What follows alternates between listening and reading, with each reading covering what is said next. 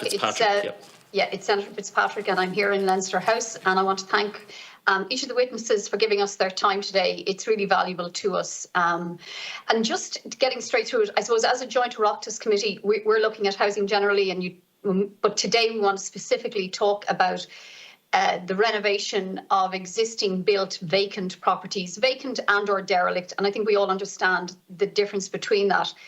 And Housing for All does identify vacant properties and the restoration and renovation of them as the most sustainable way to increase housing stock. Not the only way, but certainly the most sustainable way. And I suppose my questions are largely in this round, Chair, towards the department. If I can come back in at a later round, I will. But the first question to the department is around the Cree Conaha. And can you talk to us specifically about what the targets are for that? And secondly, I have to say that we're in a housing crisis, we've a homeless crisis and a climate emergency. And it's really alarming that the department doesn't have accurate data on the amount of vacant built homes that already exist in the state. So I'd like you to talk to us about what specific actions the department is taking to capture that accurate data. Are you relying on the Department of Finance and the local property tax exercise to capture that data? Because from a city perspective, from Dublin City perspective, it's no mystery. You know, you can walk around any part of the city and within 15 minutes, half an hour, you'll identify at least a dozen either vacant or derelict or a combination of both properties. Also, if I can just talk about the schemes that are in place, I have some questions about them. From a Dublin City perspective, the Living City Initiative, Dublin City Council has had a vacancy officer in place since 2017. It has a one-stop shop. Has actively promoted the Living City Initiative, which has been in operation since 2015.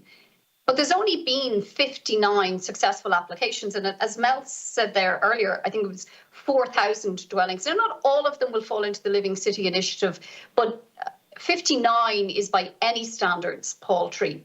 And I would like to know, does the department not think that, one, it hasn't worked, and two, because it is a tax credit, what it's requiring people to do who own properties who are not necessarily cash rich to spend money in advance and to benefit from a tax credit over a 7-year period.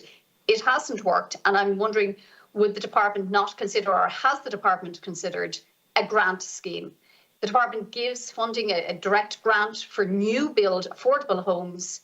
Would the department not consider grant funding the renovation of existing properties that are on streets in communities where you've got public lighting and sewerage and public transportation? The next question I have is about the buy-to-rent scheme, where local authorities can buy properties and rent them out for social housing. I don't understand why the local authorities are not allowed then count those properties that they buy and they rent back out to social housing tenants as part of their social housing targets. Can you explain why that is the case and why we wouldn't change it to incentivise the local authorities by allowing them attribute them directly to their social housing targets? And the repair and lease scheme, Dublin City Council has no target for that at all. And I think it's down to the fact that there's a €60,000 cap on it. Have you looked at that? Is the department looking at that? And are they considering increasing it? Because the financial cost of repairing a vacant property, particularly old vacant properties, is very significant. But the economic social reward of doing it is enormous. It regenerates streets, it regenerates communities, and it adds back into those communities. And then just lastly, in terms of the CPO process, from my experience, a CPO process by a local authority can take 10 years, and then they have to start to look for the funding, and there's all of the issues around that. How does the department propose to accelerate and make more effective the CPO process? Because taking this vacant housing stock is the most sustainable way for us to increase the housing stock. We need to do all the new builds, but to not just increase housing stock and regenerate these inner city communities and rural towns, this is something that we need to prioritise. And I'd like you to advise how the department is going to do that under Housing for All. Gormagan. Thank you, Senator Fitzpatrick. That's almost 5 minutes of questions now, so there's only about 2 minutes. There's only about 2 minutes to answer, but we can come back to answer those questions at the end if somebody from the department wants to take the first or possibly the second question. Yeah, I'll speed through and you can stop me, Chair, if that's okay. So the first question was around Cuí Chonaitheach and the targets. In terms of Cuí Chonaitheach, that we're seeing as a mixture of sites that will be made available in the vicinity of towns and grants to refurbish vacant properties for all the reasons the Senator has outlined, the importance of refurbishing properties in town. So they will be for individuals to refurbish. We have a target, it's a Pathfinder scheme and a target of 2,000 by 2025, but we will have to see the take-up and how that goes.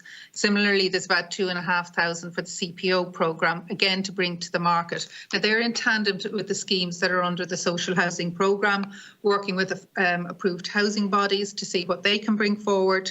And you specifically mentioned, obviously, the existing schemes like the buy-to-rent and the repair and lease.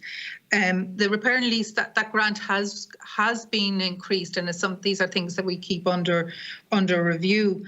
And I think local authorities have produced delivery action plans now that cover the encompassing everything they're going to do on social housing. So I think under Housing for All, we are looking for action on all fronts, including the expansion of both the repair and lease and the buy-to-let. You also asked, I'm probably skipping over a couple of things, the CPO process. In that programme that we're talking about bridging finance being made available from the Housing Finance Agency so that there would be a funding package in place.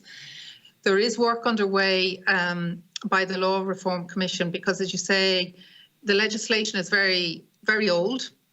It's very long to go through. And it does, I think, at this stage need to be streamlined to recognise not only private property rights, but the public good and the common good and the need to streamline it and get it through more quickly. So we're waiting to see what the Law Reform Commission comes up on that, but we're very anxious to see it from a housing perspective. The Living City is obviously, it's a taxation measure that and a relief that's given by the Minister for Finance, and I think the current scheme expires this year. So it's really up to the Minister for Finance to see where the future direction in that. I suppose in terms of Housing for All, we have focused on those kind of schemes like Cuí Chonaitheach. There is also money will be coming from the the ERDF, the Urban Regional Development Fund, and what we're working with regional assemblies on that is to see where the gaps are in terms of dealing with vacancy and dereliction that need to be addressed. Thanks, Ms. Graham. I might just interrupt you there. The data later, yeah. I've no doubt there'll be opportunity to return to those questions